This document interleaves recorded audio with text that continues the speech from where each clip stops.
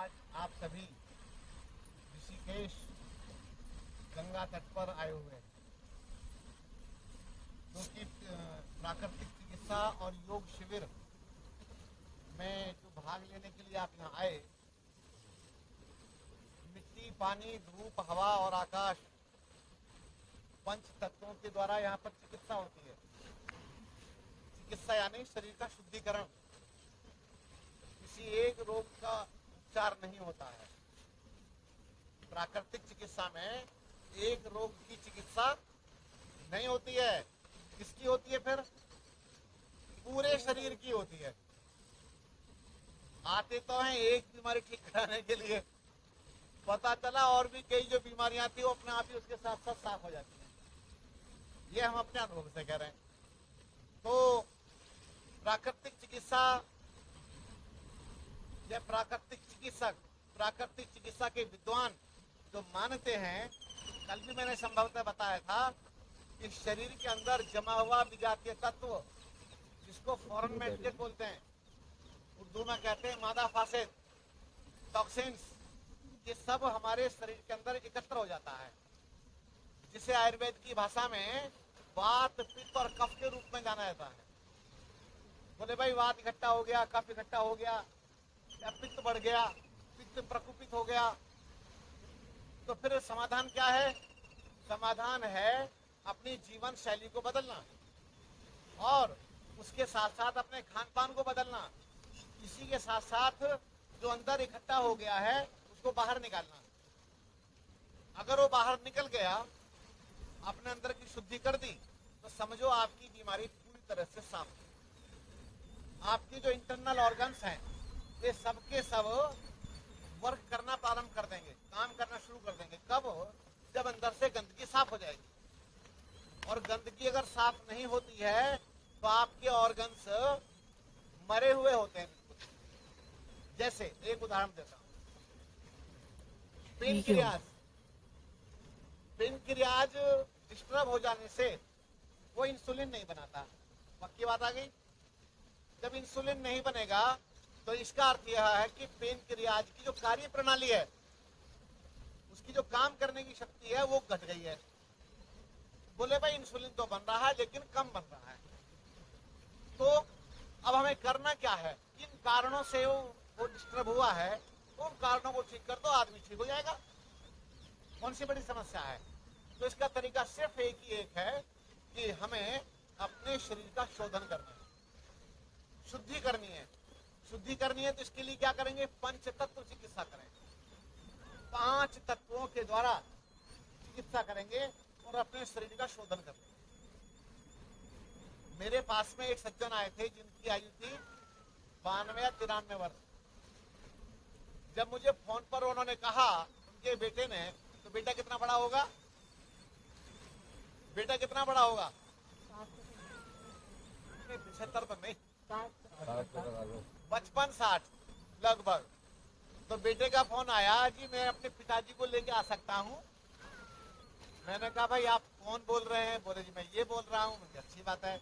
तो पिताजी की आयु कितनी है? बोले जी उनकी 93 साल है। मैंने कहा सिर्फ एक ही बात बताओ कि पिताजी चलते फिरते भी हैं? चलते फिरते होंगे तो लेके आ जाओ, तो नहीं तो भैया भाई दिक्कत आ जाएगी। या फिर स्थायी सेंटर होते हैं उनमें फिर रखा जा सकता है। 7 दिन के शिविर में बाधा आती है। तो बोले जी चलते फिरते नहीं, बहुत अच्छे हैं, बहुत बढ़िया हैं। तो वो अपने पिताजी को लेकर के आए। देखो इस चिकित्सा का क्या प्रभाव रहता है, आदमी कैसे जीने लायक बन जाता है। उसमें क्या उनका हमने यहाँ पर शोधन किया और वो इतने श्रद्धावान, इतने निष्ठावान व्यक्ति जो 93 साल के थे, ऐसे प्रणाम करें और बड़े खुश, बहुत अच्छे। बोले जी मैं तो लगता है और आगे अच्छे ढंग से जी पाऊंगा। वो पूरी क्रियाएं करते थे। जैसे हमारे पंडित जी बैठे हैं सबसे पहले, और ये बैठे थे कोई दूसरे, ये लोग सबसे आगे रहते हैं, सबसे पहले क्रियाओं को कर लेते हैं। मैं देखा जलनेती सबसे पहले करके निपट गए, उनके हो गए बोला हाँ, कुंजर क्रिया सबसे पहले करके निपट गए। तो ये होता है। ऐसे ही वो जो थे सबसे पहले पहुंच जाए गिलास लेके अपना, 93 साल पहले। और वो मैं बताता हूँ कि एकदम फिट हो गए, लगभग ठीक हो गए थे। लगभग ये था कि थोड़ा बहुत हल्का फुल्का कुछ रहा होगा, अन्यथा उनका पेट बिल्कुल ठीक हो गया, उनके घुटनों का दर्द निकल गया, उनकी कई सारी समस्याएं ठीक हो गई। और यहाँ से फिर जब गए, जाने के बाद वैसे मेरी लगभग 2 साल के बाद बात हुई, उनके बेटे से बात हुई। मैंने कहा भाई एक बात बताओ शेखावत जी, दादाजी का क्या हाल है? अरे बोले दादाजी तो फावड़ा लेके अभी निकले खेत पर काम करने के लिए, फावड़ा लेकर के निकले अभी थोड़ी देर पहले। अब आप देखिए, यानी कि 93 और 2 95, 95 का व्यक्ति फावड़ा लेकर के निकल रहा है खेत में काम करने के लिए। तो बोले कि जब से आपके यहाँ से वो आए हैं, उनमें तो पता नहीं कहां से ऐसी ऊर्जा आ गई है, एकदम फिट रहते हैं, बढ़िया। एक बार क्या हुआ, कोई जैसे ट्रैकिंग पे जाते हैं ना ये बच्चे, होते हैं ब्लॉगर जो होते हैं, यूट्यूबर, वो कहीं जा रहे थे, उसने देखा एक बूढ़ी माई पहाड़ से उतर के आ रही है। क्या क्या था उसके पास? बहुत सारा गट्ठर था, गट्ठर गाय का घास का, उसको लेकर के आ रही है ऊपर से। उसने वेट किया, वो रुक गया, उसने अपना वीडियो चालू कर दिया। बोले माताजी एक ही बात पूछनी है, आपकी उम्र कितनी है? बोले बेटा वही 94-95 साल की है। 94-95 साल की माताजी ऊपर से पहाड़ से गट्ठर सिर पर रख करके लेकर के आ रही है। आप जानते हैं ये इतनी लंबी लंबी आयु क्यों जी लेते हैं? क्योंकि ये कर्मयोगी होते हैं। ये लोग कौन होते हैं? कर्मयोगी। तो ये कर्मयोगी होते हैं, तो इन्होंने जीवन पर पुरुषार्थ किया, स्वास्थ्य का ध्यान रखा, सही समय पर अच्छे ढंग से भोजन आदि किया, घी खाया, दूध पिया, दही खाई, छाछ पिया, तो इस तरह से मक्खन खाया खूब बढ़िया ढंग से। और हमारे बच्चों को क्या मिलता है? कोका कोला, चाय। चाय ने सब फूंक डाला अंदर तक, हमारे लोगों को फूंक के रख दिया है। तो इसी प्रकार से वो नेचुरल लाइफ जीते हैं, प्राकृतिक जीवन जीते हैं। तो प्राकृतिक चिकित्सा करते समय हम लोग केवल आपके शरीर का शुद्धिकरण करते हैं। हमारे पास में इतनी कला आ गई है, इतना हमारी समझ में आ गया है कि अगर शरीर का शुद्धिकरण हो गया तो आप एकदम ठीक हो जाएंगे। ये आप अनुभव कर भी रहे होंगे। आज मैं गंगा तट पर क्यों लेकर के आया?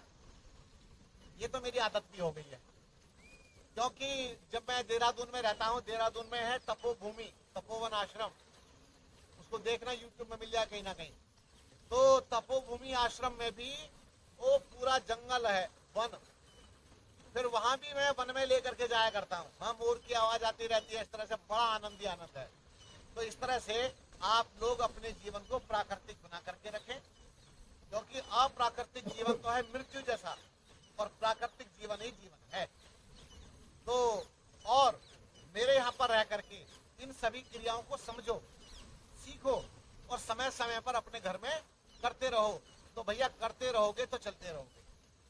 और एक बात, मेरे पास में आने के बाद आपके मुंह में एक भी गोली, एक भी चूरन, और आपके शरीर में एक भी इंजेक्शन लगाना नहीं चाहिए। अगर आपके अंदर बीमारियां बनी रहती हैं फिर भी, तो सब आप ये समझ लेना कि आप बताए हुए निर्देशों का पालन नहीं कर रहे।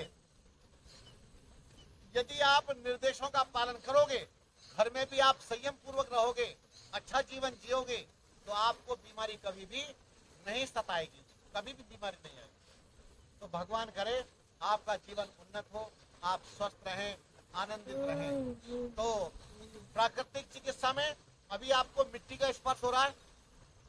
देखो कहाँ आपको रेत में, कीचड़ में, पानी में घुसा घुसा के लेके आया, यहाँ पर भी मिट्टी में आप चल रहे, ठीक है।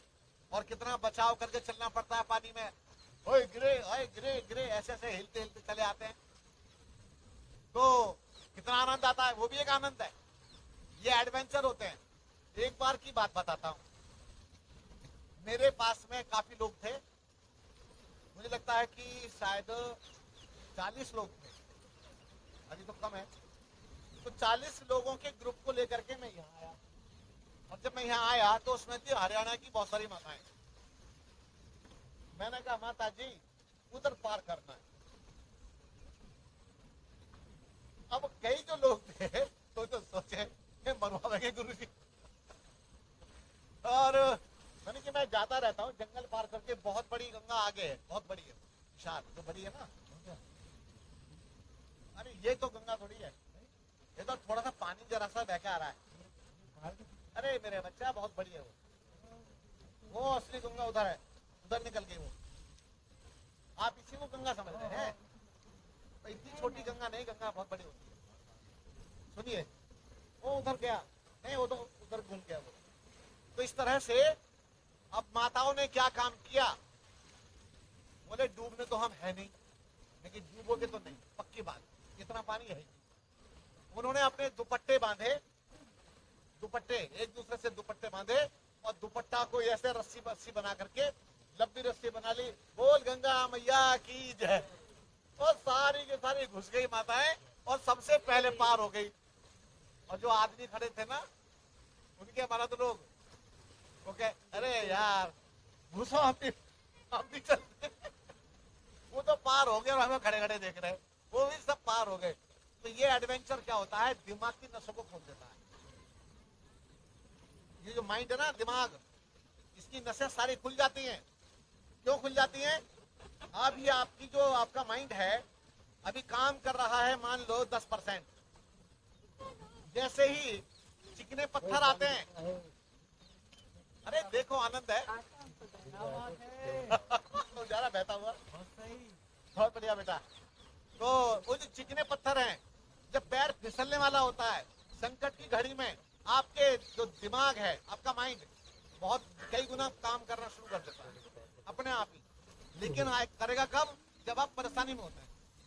देख लेना, घर में पड़े आप पड़े हैं, सामान्य रूप से पड़े हैं, लेकिन जब कोई संकट आता है बचाव का, विशेषकर बचाव का, उस समय देखना आपका दिमाग, आपका माइंड एकदम बहुत पावरफुल हो जाता है अपने आप ही। तो बहुत अच्छा। और यहाँ भी आपने व्यू देख लिया, बड़ा आनंद हो, तैरता हुआ चला आया बच्चा भी। अब कई के मन में तो ऐसा आ रहा होगा, काश यार हम भी छोटे बच्चे होते। तो बहुत आनंद है? सब तैर लेंगे।